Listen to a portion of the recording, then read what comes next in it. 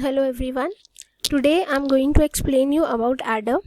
Adder looks out to be very simple circuit, but there are many important points to consider in adder, and it is having wide applications also. Now, if you see, adder is basically what is adder. Adder is used to add the numbers. Now, in many, what are the applications where we use it? We know that in microprocessor, ALU is a very important arithmetic logic unit. Arithmetic logic unit is nothing but used to do the arithmetic and logical operations. So in arithmetic, addition is one of the main operation which can be done by ALU. So in order to do that, adder is used. Adder is also used in a processor in order to generate the next addresses. We need adder. Now, adder plays a very important role in multiplication also. Why? Even in multiplication, we can do the multiplication by multiple addition also. So that is nothing but what it is used in advanced processor design. So these are nothing but what some application of adder. Now, if we have these application, we know that it is used in microprocessor. Then there are many important criteria for adder. Now, if I want to select the adder, so there are many varieties of adder available: half adder, full adder, ripple carry adder, carry look adder, carry skip adder, carry select adder, carry save adder. We'll see each adder one by one. Now, over here, why we have so many types of adder, so that means there is a very important point comes ki how to select the adder. Now, in order to select the adder, we have to keep in mind that adder should be fast. It depends on application, like whether you want a fast adder or the okay adder will also do.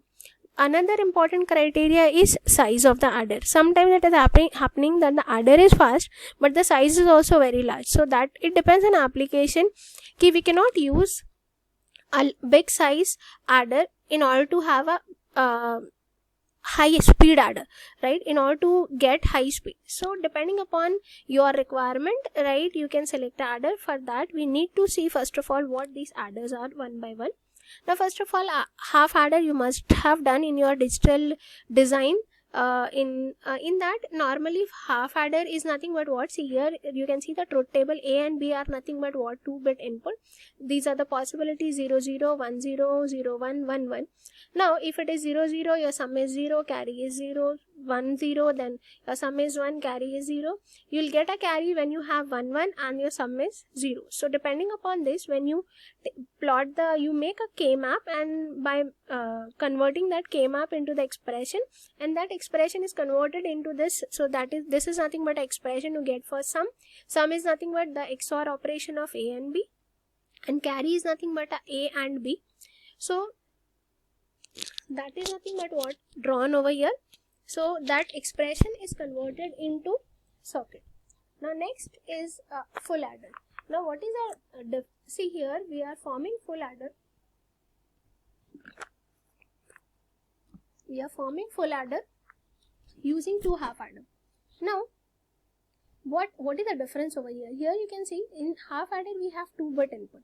Now in full adder, if you consider this as a full block, right, then full adder is having 3-bit input and it is generating sum and carry. Now this we are forming. Now this is a truth table. You can see you have 3-bit input. Suppose 1 1. See, if it is 1 1 and this is 0, then you'll have sum as 0 and output as 1. But if you have all 3 bits as 1 1, then your output sum will be 1 and the carry will also be 1. If you convert this K-map and then Boolean expression, you'll get the socket. This will be the expression and this is nothing but a socket. Now, so these are half adder and the full adder are the basic adders which are which are acting as a basic building block of the higher order, means the higher bit adders. So you can see over here. Now here this is nothing but ripple carry adder. Now what is the ripple carry adder? This is nothing but example of 4-bit adder. In this 4-bit adder, what I'm using a full adder, in which I'm giving two input as A0 and B0, and my third input is C0. What is C0? C0 is nothing but a carry bit generated by the previous adder. Now if this is your first block, then this C0 is always 0. Now that you can better understand over here. If you consider this, see, whenever you do the addition, if you consider a simple addition, when we add 2 bit, the summation is over here. If the carry is generated, that carry will go to the next bit. So that is nothing but if the carry is generated, that carry will come over here. So this full adder will have the 2 input as A1 and B1, and another input is C1. So it will generate S1. So depending upon that, you'll have S0, S1, S2 and S3, and the C4 is called a final carry. Now, here ripple carry adder is a simple adder. If you are using it for low, like if speed requirement is not there, right, so you can use this ripple carry adder, but there are drawbacks over here. Now, first drawback is over here, when you do this addition, here when C1 is available, when you complete this addition of this A0, B0, but if this C1 is not updated and A1 and B1 addition is done with the value of C1, then your sum S1 will be wrong. So S1 may be wrong or may not be wrong. That depends how much time it is taking, right? So at S1, S2, S3, you cannot expect, right, your output may be correct or may not be correct. So that is a drawback of the ripple carry adder. But if it is slow, then might be you will not get the error. And you can see C4. When C4 is available, when all the adders will complete the addition, after that the C4 is available. So this indicate. And if you increase the number of bits, like this is 4-bit adder, if you go for 8-bit adder, then this rippling will increase and the delay is going to increase. So in order to avoid this, we go for carry look ahead adder. Now in carry look ahead adder, as it name indicate, carry look ahead, right? Here basically what is happening, we are generating the calculating the carry before the generation. See, if I want to calculate C2, right, C2 is nothing but what? It mainly requires C1. But here you can see the expression. In C2 expression, you cannot see C1. So that means if you see carry look ahead adder, your all the carries can be calculated without waiting for the previous carry to be calculated. That is a main benefit of carry look ahead adder. So with the help of this, right, it improves the speed by reducing the time required to determine the carry bit. Hence it can be used for the larger value of bit adder.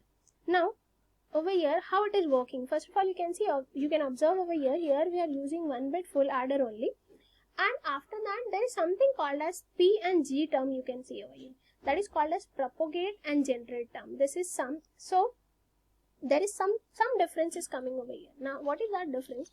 First of all, we'll see this table.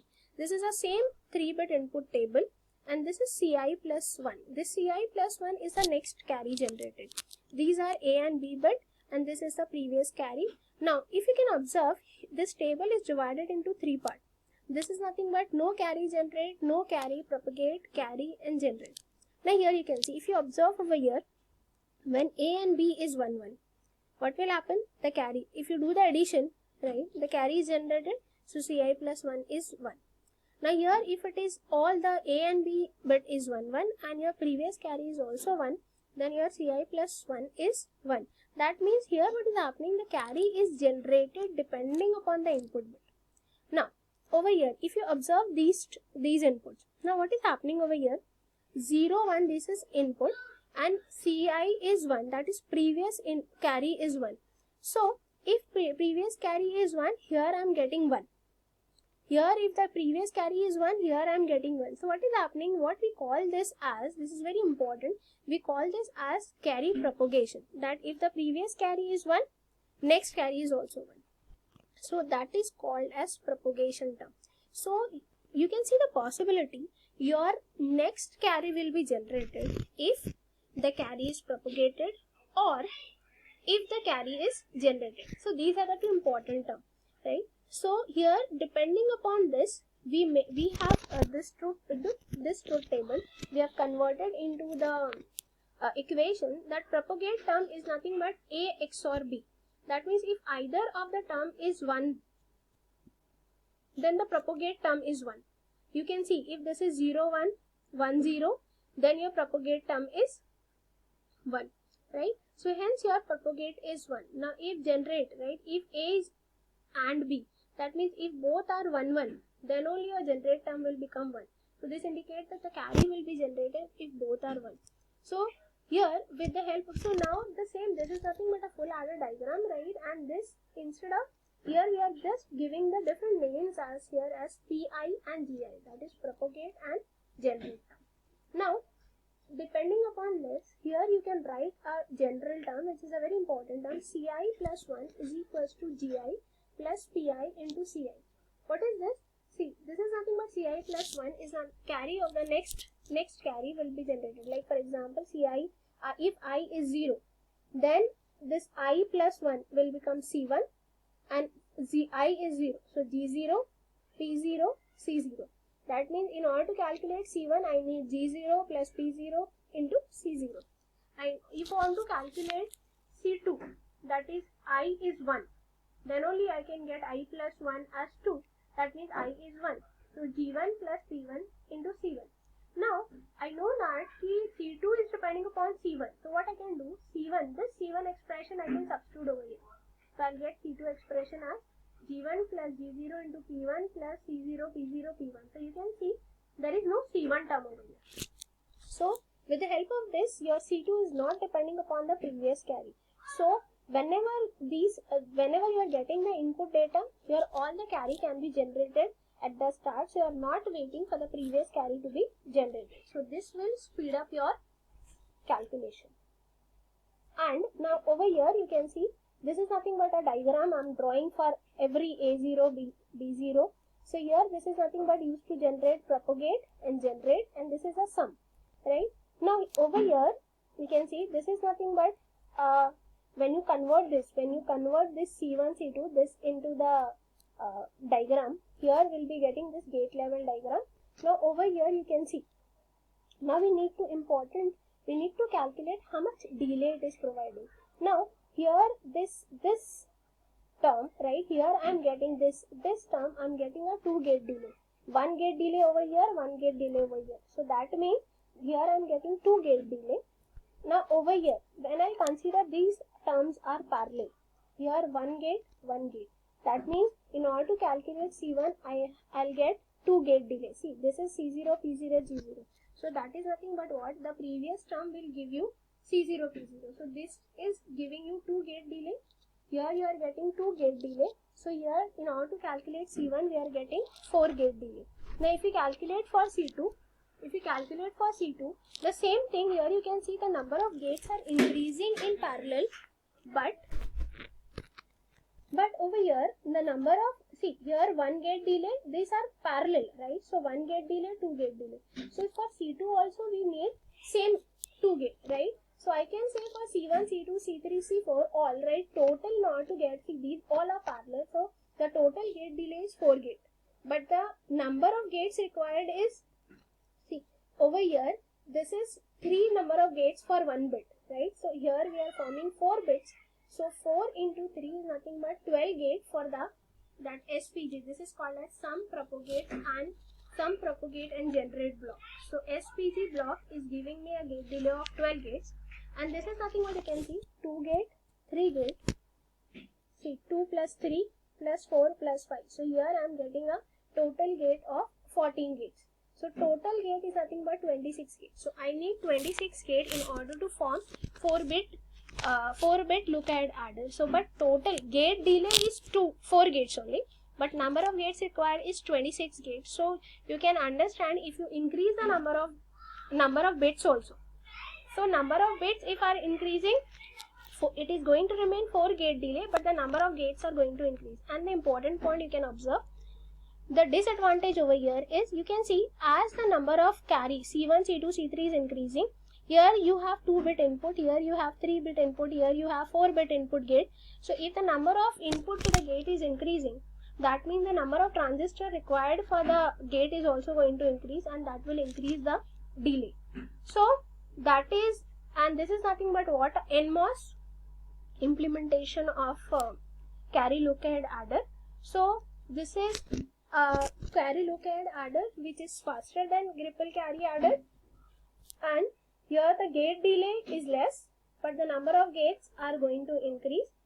So this is a short introduction about the adder. We'll see more adders in our next lecture. Thank you.